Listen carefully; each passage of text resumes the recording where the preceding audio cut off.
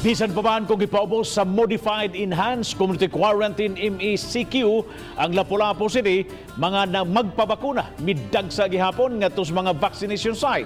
Siluan Mirondina sa report. Daw sa way pandemic ang sitwasyon sa duha ka mga vaccination sites sa Lapu-Lapu City ning ikaduhang adlaw sa pagpatuman sa Modified Enhanced Community Quarantine. Sa Hoops Dome, nagtapok kining daghang mga tao nga buot magpabakuna. Ang may schedule karong adlaw, sama ni Eileen Bakulaw, milinya ng daan aron makasulod sa Hoops Dome. Apan sa linya palang daan, nagsikit-sikit na ang mga tao. Lagi na bala ka pod bitaw ko.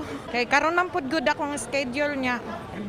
Kung dili nimo i-follow ang imong schedule kay dili na kanila entertainon sunod taga na pud kag laing schedule niya.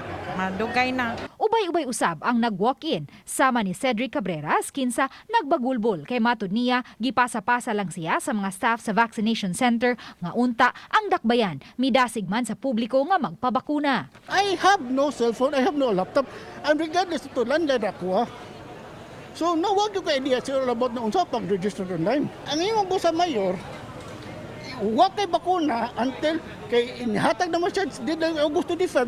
Huwag ko'y card, unsa may pakita ng kagway card.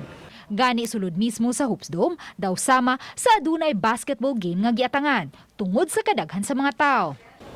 Tungod sa kadaghan sa mga tao na puno-puno na ang upper ug lower box, busag gikinahanglan ng ablihan ang general admission area. Gani gilimpyuhan na kini karon aron dito na ipahimutang ang mga tao nga naglinya karon dito sa gawas. Nakita siguro nila ang urgency considering the rise in cases. Ang ato alang is we tried as much as possible to ensure nga na physical distancing, no? And then na-follow ang atong health protocol sama sa pag-wear sa face mask. Samtang sa City Auditorium, taas nga linya usab sa mga nagpabakuna ang among nasaksihan. Apan sukwahi sa nangaging mga adlaw nga may na nagbarog daplin sa daan, ganiha gipalingkod na sila. Apan kay init man daplin sa karsada, nagpunsisok na usab sila sa pagpanglingkod sa dapit nga landong. Hinungdan nga wa na usay physical distancing.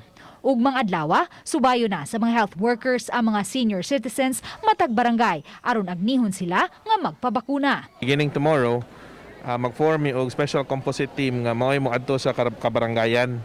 Nga mo na mohatag ngadto sa seniors para di na sila magawas. So, pundoko na mo sila sa barangay, kami na moadto, tagaan na mo sila sa vaccine, no? Uban ni Marlon Melgazo, Luan Narondina, Balitang Bisdak.